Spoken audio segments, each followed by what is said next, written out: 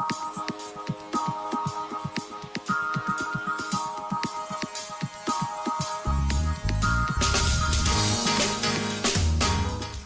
morning, Lagos. Welcome to Follow the Money with Ugodre. I am your host today, Wade.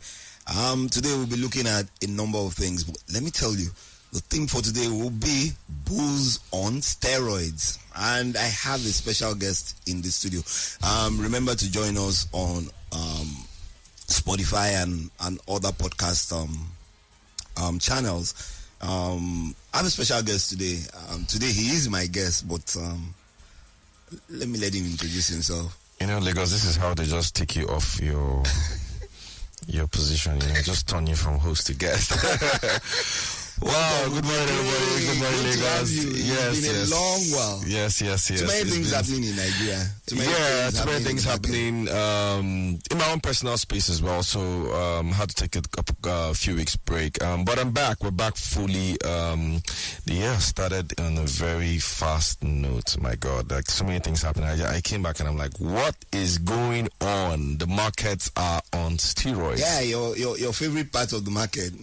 Stock market. Capitalization 13.84%. 94 closed at 94,538 points. 51.735 trillion in terms of value. Top 10. You're looking at the likes of Dangote, the Initiative PLC. Ugo, what do you think is happening? Wow, incredible, Lagos. As you all know, it's been. Last year was indeed a fascinating year for the stock market. Beat all expectations to post massive gains, and it appears that we've continued from where we stopped last year. This year, the stock market last week alone gained 13.84%, remarkably. And in fact, the all-share index, if I'm not mistaken, is up 26% this year alone. This is like January is not even done, and then we're up 26%. That's typically what we do the whole year. We're doing that in just 3 weeks. More than half of what we did last year. Exactly. So we're on 26% year to date. And like you did rightly say, there are top 10 gainers and losers last week. But before we get there, let's even look at the broader index itself. So there are lots of indexes, sub-indexes from the all-share index. So you look at the NGX 30, which basically is the 30 most capitalized stocks, like the top 30 stocks on the exchange. They are also up 27.3%. Now, why is this poignant? Because sometimes you tend to think that it's just the penny stocks that are driving this sort of frenzy we're seeing in the stock market, but it's not the penny stocks alone. So you have the NGX 30 up 27%. Guess what? You even have the NGX insurance. Right, so the insurance I was index, going to ask you that. Yeah, insurance index is also up 41%. So even insurance stocks. So I think investors have basically looked at banking stocks and said, okay, you know what? We've given you guys enough steroids. Let's now move to insurance stocks, and it's time to give insurance stocks steroids. Exactly. So insurance stocks is up 41% as well, and then of course the premium index, which is where you have the big boys, likes of Dangote Cement, Lafarge, Zenith Bank, those top stocks, they call them premium index. Those ones, market capitalization year to date up 32%. So it's an amazing. I don't want to use the word amazing, but I mean it's amazing that this is happening. We've done more than half. Yes, already in January. But just one last thing. I'm looking at the NGX Industrial Goods Index. Yes. 59.44%. Exactly. What is going on there? Yeah, interesting as well, because if you look at the top 10 gainers, it gives you an idea of why you're seeing industrial index go up. Industrial index essentially is the index where you have most of the manufacturing companies listed or grouped, and Dangote Cement was a major driver. That company gained an incredible 54% last week alone, right? So and it's basically one of the most capitalized company on the exchange, probably represents over 10% of the entire market capitalization of the exchange. So when you look at that, it gives you an idea of why the NGX Industrial Goods Index is up at over 50%. So interesting times, Lagos. Interesting times.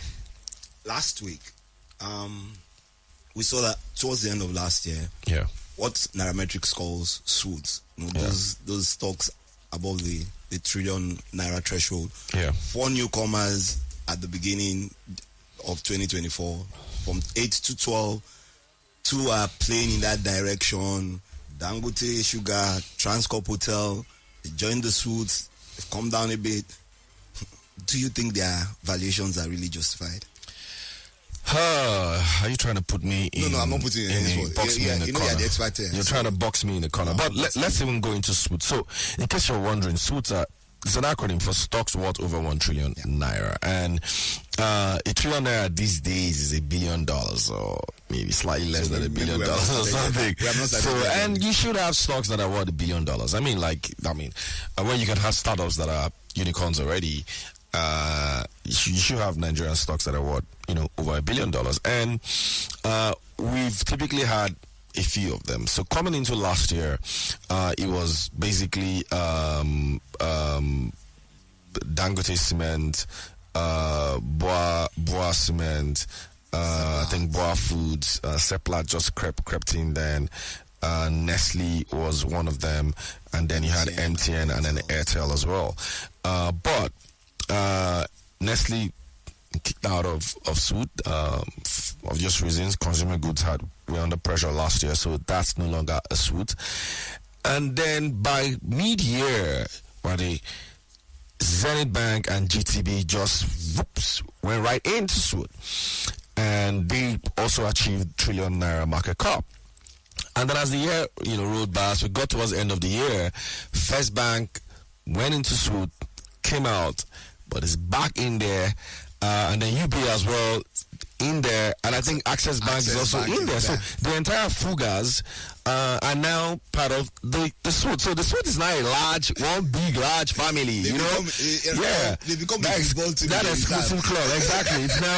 It's now getting bigger, and of course, just this week, had Transcorp hotels join this SWOOD. So Transcorp Hotel, not Transcorp the company, not the group, the hotel is now worth over 1 trillion naira. And of course, you also have Dangote Sugar, that's also worth over 1 trillion naira now. So the question, like you asked, is: are these valuations all what? Is it real? Difficult, because typically what I would say is you look at valuation of stocks in a number of ways. You want to look at price to earnings ratio, or price to earnings multiple.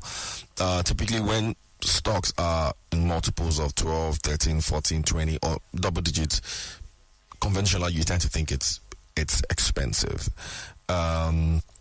While if you see stocks that are single digits, then you think they're cheaper. And for a long time, for almost 5 years, most of these banking stocks, I'm going to get to Dangote Sugar and Transcorp in a bit, I've actually traded at, in fact, as at early December, UBA was trading at just at less than 2x.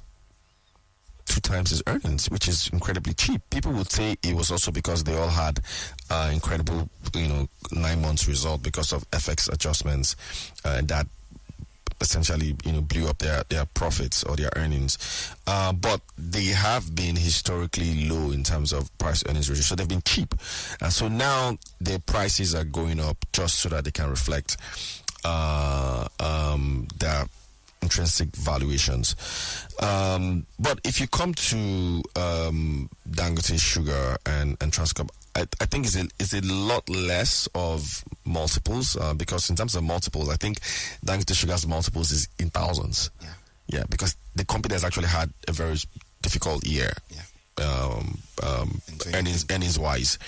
Transcorp Hotel, what am I calling Transcorp Hilton? Transcorp Hotels, right? Multiples is in 200x or thereabout. So you can imagine. Remember, I told you when it's double digits expert. So it's actually quite high quite expensive. So the key drivers for those stocks, I think, are more around sentimental value, which is also quite important as well. Part of what exactly. So Dangote Sugar, for example, the valuation you're seeing is because there's a potential merger with NASCON, and that merger is expected to yield a valuation that is close or slightly lower than what we're currently seeing. And so the market is essentially pricing that in, and that is why you have the kind of valuation that you're seeing with Dangote Sugar. But at the end of the day, investors, you've got to always ask yourself, why are you going into a stock? Are you going into a stock because you want to go in so that you can, get some appreciation and then exit? Or are you going in there because you're looking for some kind of dividend return? If it's the former, right, and that's why you're buying the stocks, that's fine. Absolutely nothing wrong with it. But you got to know how to time yourself. You got to know how to get the hell out of there, because somebody at the end of the day is going to have to carry that can, right? And you don't know how far the valuation is going to go. It could keep going up. I mean, I remember thinking that at some point it was going to play too. Yeah, last year. Yeah, exactly. We thought, okay, August, September, when it started to go one way or the other, we said maybe it was coming down. Yeah, but it just went back up. Yeah, back up, and then even turning into this year, it looked like, okay, we're going to have a slowdown. But like we said, bulls are on steroids. Still on steroids. Yeah. So I've also had time to reflect and think, okay, what exactly is driving the stock market now, and why are we in this sort of position? And whether it's a number of things. Firstly, I think there is an impression that the exchange rate devaluation that we've seen in the last year has also impacted prices of assets. So think about it. If you're a dealer and you sell cars, and maybe this time last year, you have a car in your lot that is 10 million.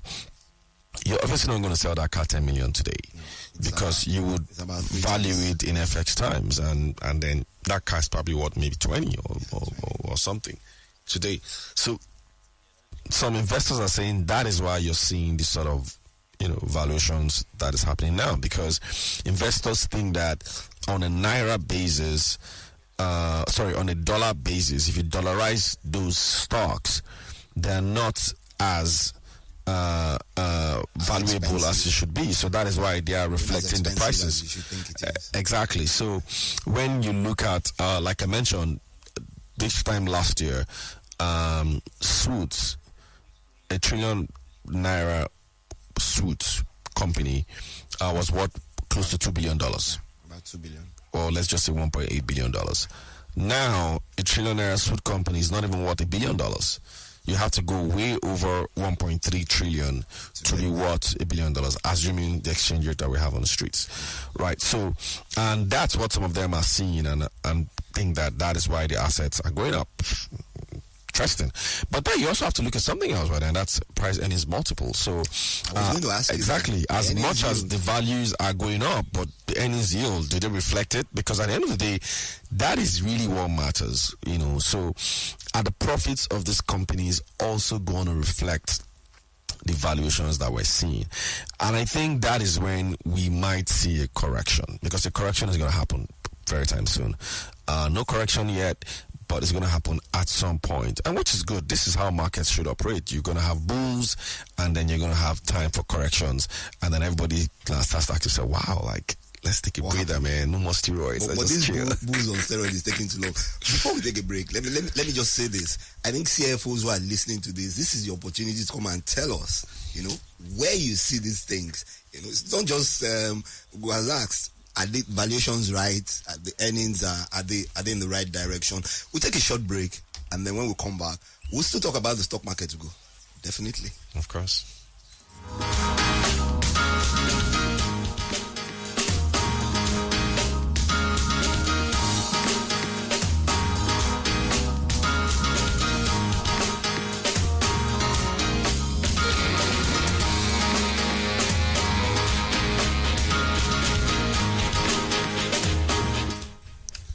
Still on the NGX, best performing exchange in the first 19 days of 2024. 26 point is 26.43 return. Yeah, 26.43, slightly above the exchange in Argentina. And when you look at both economies, a lot of restructuring going on. Even the developed economies, we are seeing 5%, some of them negative. What's going on? Yeah, so in line with what we were saying earlier, the NGX is we're just like 3 weeks into the year, and it's already the best performing stock in the world. And of course, right behind is the Argentine stock market. Maybe because they have a new president who's a libertarian and who is all for market reforms and all that stuff. But they're right there in second place. Ghana, which is just right beside us, is just up 0.7%. South Africa is actually down 5.5%. And so most of the markets globally are also struggling, even though the US S&P did hit an all-time high sometime last week after what everyone thought was a correction. But it all speaks to what we're saying, Wadi. Nigerian, the NGX is basically bulls on steroids, and there's no market in the world today that is close to what we're doing. It appears that except for the Argentine stock market, but there's none that is close to what we're doing. It's a bit of a concern, to be honest, because we all like that we're making money off this market, but like I said, main drivers are adjustments, FX adjustments, sentiments. And I forgot to also add, there's a lot of money in supply. There's over 65 trillion money supply. So with that much money in supply, that has major effects on how the stock market is essentially, valued, or why there's so much demand coming in right now. There's just so much money. A lot of people don't understand that. There's 65 trillion out there, and that money's got to find its way somewhere. And it appears that most of it is finding its way in the stock market. So do you think that the rate at which the stock market is moving, it's creating new wealth? Because money circulation has been really stagnant. Obviously. Yeah. Obviously. I mean, for people who have profited from this, of course it's new wealth. I mean, people's valuations have gone up. And I mean, if you did listen to some of the news over the last few weeks, you've seen new billionaires being minted. Maybe not being minted, but increase in the value of billionaires, notable billionaires in Nigeria, and how much they're valued now. It's gone up. You've also seen a couple that have joined the Billionaires Club in USD, and then you're going to see more that are going to join. So, huge wealth being created. Dangote Cement, for example, is on. It's likely going to hit 10 trillion if at the rate that it's going in terms of valuation. So that is, it's almost 8 trillion. Wealth, yeah, it's over 8 trillion now. So that's wealth for the man and for all his shareholders. I mean, yeah. Well, so with all these ups and downs in the economy, and the way the bulls, the steroids being given to the bulls are just pushing them left, right, and center. Professor Uche Walike, had said something during the week and said maybe there's a need to set a price limit at 5%. He made that statement to Nairametrics about curbing the speculative frenzy. I hope we're not going back to 2008. So Ugo, what are your thoughts? Do you think he's right? So Professor Waleke, in case people don't know, is the first professor of the capital markets in Nigeria, and in an interview with him, he also obviously is tracking what's happening in the stock market, and is a little bit also concerned that, man, where is this going to?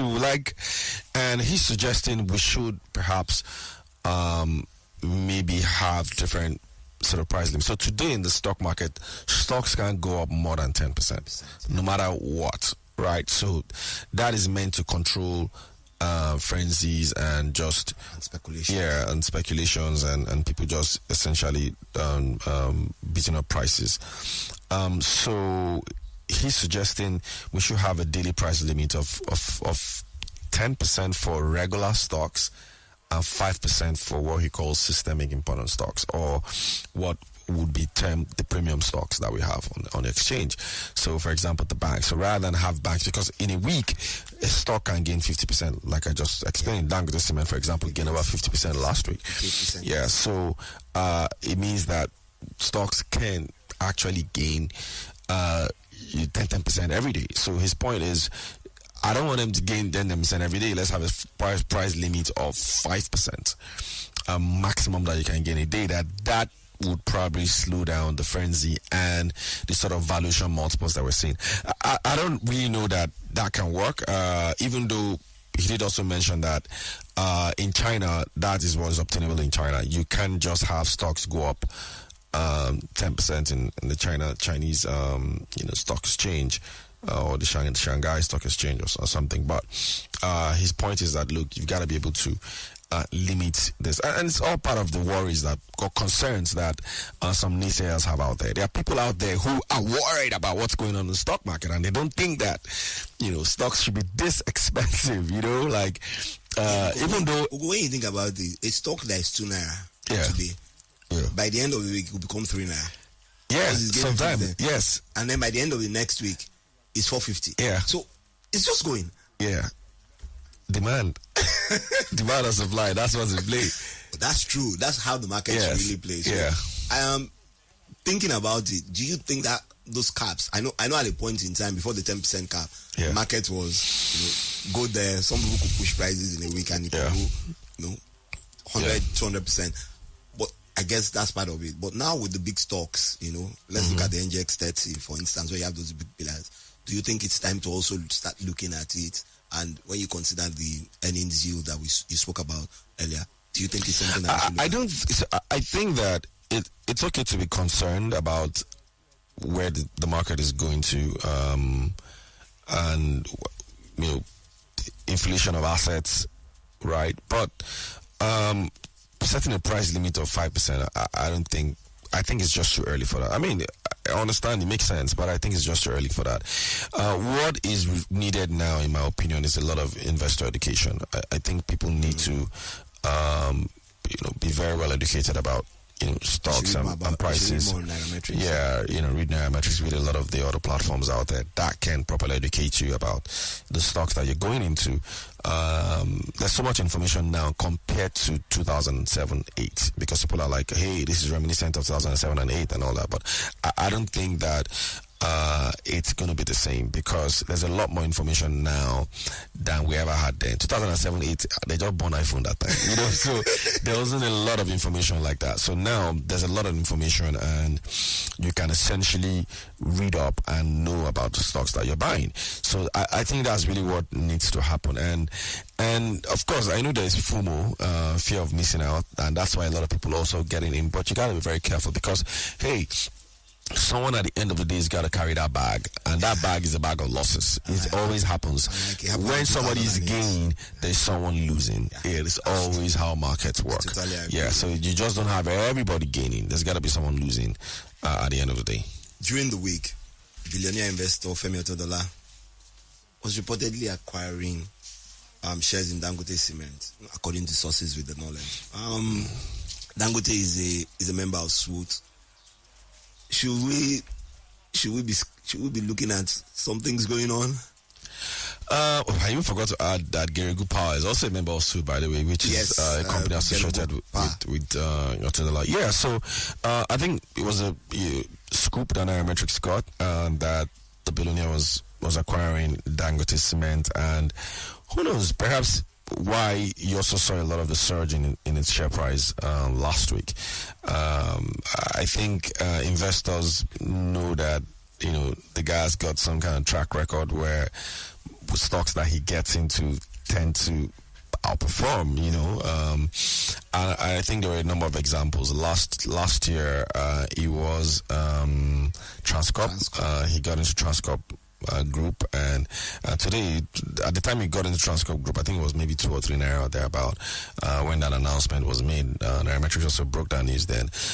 Transcorp is like 19 or so naira now. I mean, you can imagine the number of multiples, like 6 times. He went into First Bank. Yeah, and he went into First Bank earlier, 2 years ago, when he was even like 4 or 5 naira. So First Bank hit 30 naira last week before he pulled back to 26. So yeah, Geregu as well. So I think investors maybe think that there's a track record there for him cherry picking stocks very well, and then based on that, you're seeing a valuation. But yeah, so he's in Dangote's man, and Dangote, I think, is his friend. So this is not like, because I mean, there's this impression that it's probably one of those, are you going in there to go and acquire and shake that place up and all of that? I doubt, because I think their bodies. I think it was last week that he was at the refinery and all that. So interesting. Let's see how this goes. What exactly his intentions are, we're not very clear. Just a quick mention of the suit members: MTN, Airtel, Seplat, Boa Foods, Boa Cement, Zenith Bank, GTCO, UBA, First Bank, Geregupa, and Transcorp Hotel. Yeah, and then of course Dangote has the largest market capitalization. Yeah. Over 8 trillion. Yeah. Dangote Sugar as well is in the suite. Yeah. Yes, Dangote Sugar. Ugo, time is really never a friend on Follow the Money, but you need to talk about this. Access Bank acquisitions. I think it's in Zambia. 80% of one of the banks, FTB, Oxygen, to play in the loan market. What's going on? I mean, I like Access Bank. I own their stock, and of course, and it's interesting to see the history of that organization over the last couple of decades. So they are. I think basically you have to look at their mantra, where they're trying to who they're trying to be, to try and understand why you have this sort of spate of acquisitions that you've been seeing over the last 2 years, actually. In fact, since they acquired Diamond Bank and all that, and it's all been acquisition, and that has always been their style. It's always been, inorganic growth. They like to acquire companies and to spread. And they claim that they want to be the most respected African bank, whatever that means. They want to be the most respected African banks, and is all part of also building some kind of ecosystem of financially integrated companies around Access Bank. So you have Access Bank in Nigeria that is operating like a financial corporation, essentially. I think they call themselves Access Corp anyway. So they're in pensions, they're now in insurance, they're in fintech. Just acquired an insurance brokerage company. Exactly. They're in fintech as well. Fintech. And of course the main which is the bank. And then they are also spreading across Africa. They're in a lot of countries, East Africa, West Africa as well, all part of their quest to be a dominant financial institution in Africa. So on paper, it's okay, makes sense, it's good. But in terms of return, that's where I have a problem. I don't really see that much, return. Apart from last year, all the banks did well last year. But in terms of actual shareholder return, I think maybe one of these days I'm just going to dedicate the entire show to Access Bank. I want to just discuss what the hell is going on in that bank, and why all these acquisitions, and whether this profitability does make sense. I think it's very important that one delves into it and try to understand what you're trying to achieve and where all this is going to. Especially now that I'm beginning to doubt. I am beginning to doubt globalization. Yes, I have my own. That's a topic for another topic. Yes, not today. But I would, to an extent, try and explain why I think globalization is becoming a bit of a problem. I think it was last week that we heard Amazon Prime was getting out, well, maybe not getting out of Nigeria, but sort of like cutting down their budget in Nigeria. In fact, I did hear that they're essentially moving their operations outside, and they're going to be operating somewhere in Europe. Now, the thinking is this: you come into an African country and then you invest, and then you make money in their local currency, isn't it? Yeah. So, but you can't convert into your own of currency, maybe in dollars, right? And even if you do convert, there's probably no dollars for you to get. And then when you and as well as when you convert, the amount you get is actually very small because purchasing value is very small, and so that sort of questions globalization, in a way. And you ask, are we going to keep seeing companies spread into other countries? I don't know, but like I said, topic for another day. Anyway. It's been Follow the Money with Ugodre. I've been your host, Wade, and my guest today was Ugodre. Thank you for joining us. Remember to download all the Nairametrics app on Google Play Station, Google and all. Yeah, so download our podcast on Spotify and anywhere that you listen to podcasts. Thank you very much, everybody. And thanks, Ugo, for being my guest. Have I'm a not the great one week. sitting on the other side. Thanks.